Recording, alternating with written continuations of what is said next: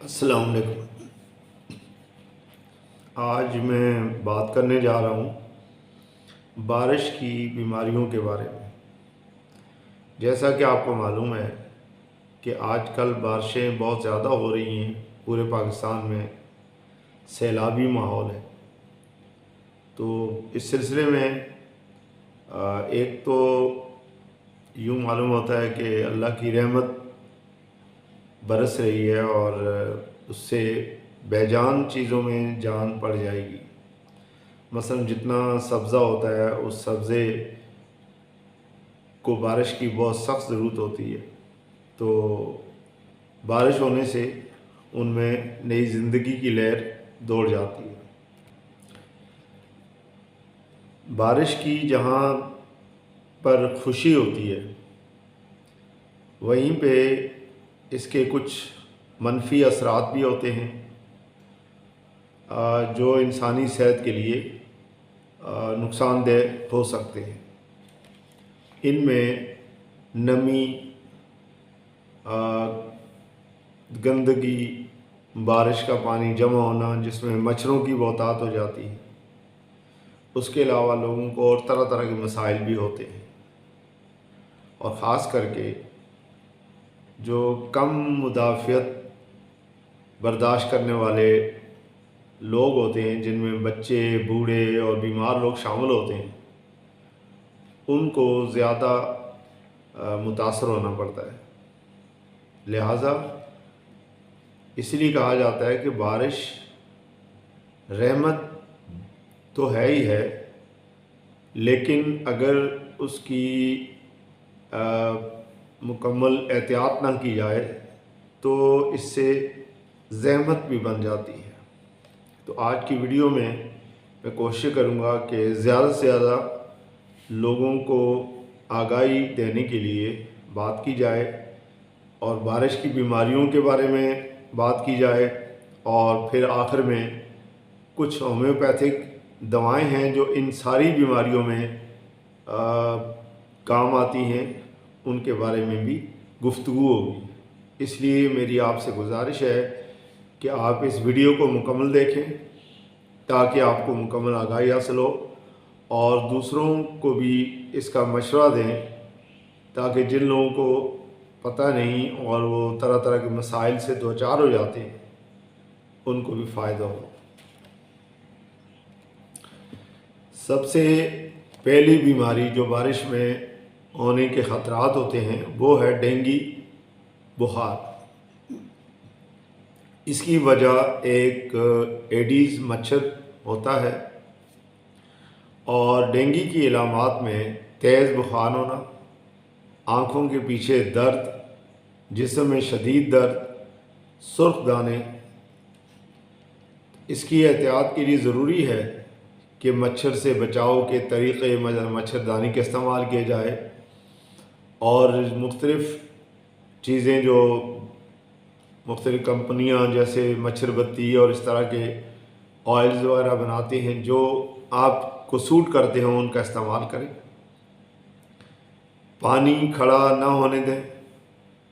ये सारी एहतियात अगर आप करेंगे, अगर हो सके तो घर को मच्छरों से महफूज करने के लिए बारीक जाली का इस्तेमाल करें, तो इंशाअल्लाह आपको डेंगू से कम वास्ता पड़ेगा। दूसरी बीमारी है वो है मलेरिया। इसकी वजह भी एक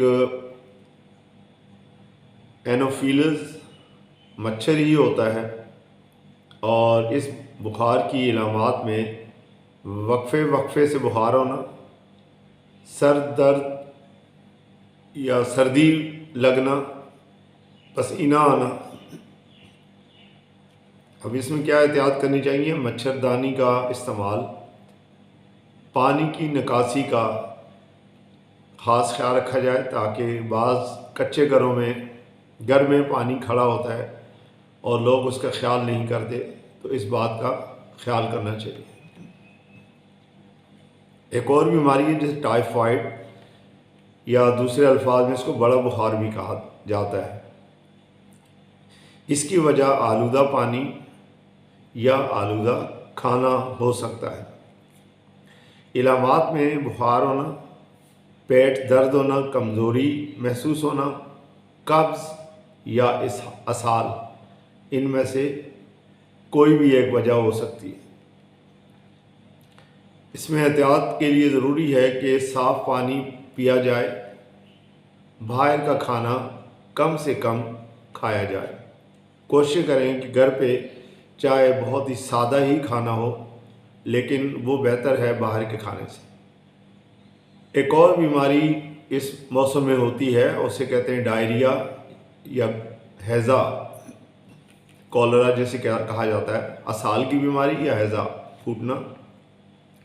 इसकी वजह जरासीम ज़्यादा पानी या खाना हो सकता है, यानी ऐसा खाना जिसमें पहले से जरासीम मौजूद थे और वो अगर खा लिया जाए या पानी पी लिया जाए तो ये बीमारी हो सकती है।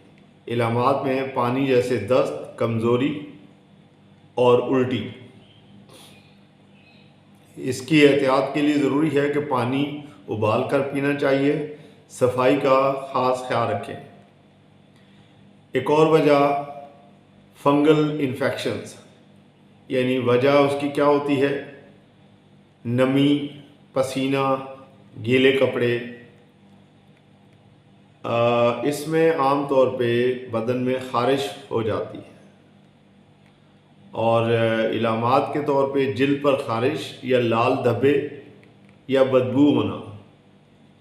इसकी एहतियात के लिए ज़रूरी है कि कपड़े खुश्क रखना, बारिश में भीगने के बाद जल्दी तब्दील कर लेना, यानी कपड़े आप बारिश में लोग भीग जाते हैं जानकर या किसी वजह से, तो उनको चाहिए कि जैसे ही वो घर पहुँचें तो फौरी तौर पे कपड़े तब्दील करें, या नहाने का शौक़ हो, बारिश में नहा लिया लेकिन फौरी तौर पे कपड़े तब्दील करें, वरना इस तरह के मसाइल हो सकते हैं। इसी तरह से सांस की बीमारियाँ हो सकती हैं, जैसे नज़ला, ज़ुकाम, दमा की शिद्दत। इसके लिए ज़रूरी है कि अब इसकी वजह क्या बनती है, नमी और दर्जा हरारत में तब्दीली, कभी कम कभी ज़्यादा, तो इससे सांस की बीमारियों में इजाफ़ा होता है।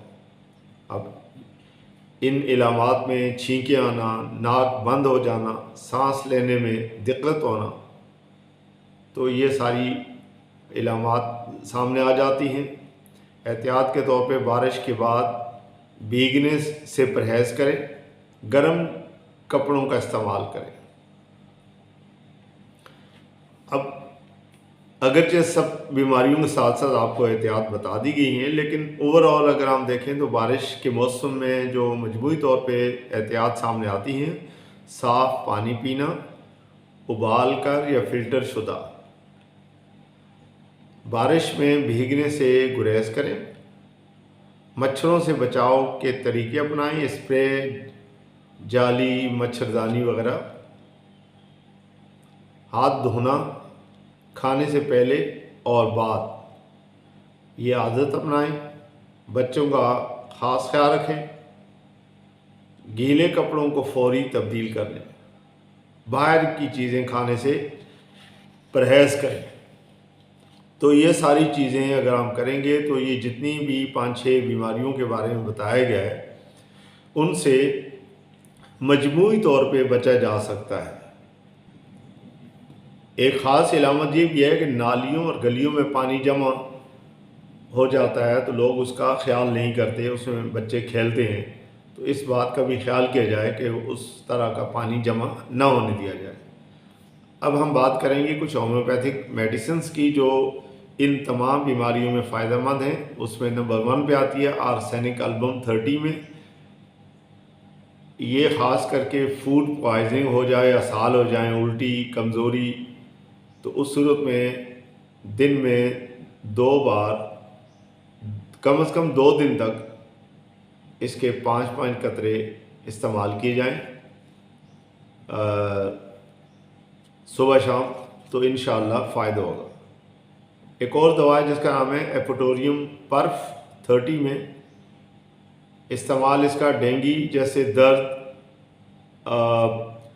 हड्डी तोड़ बुखार हो जाए, इलामात हड्डियों में दर्द हो, बुखार से पहले सर्दी लगे, तो दिन में 3 बार 5-5 कतरे इस दवा के लिए जाएं तो फ़ायदा होगा।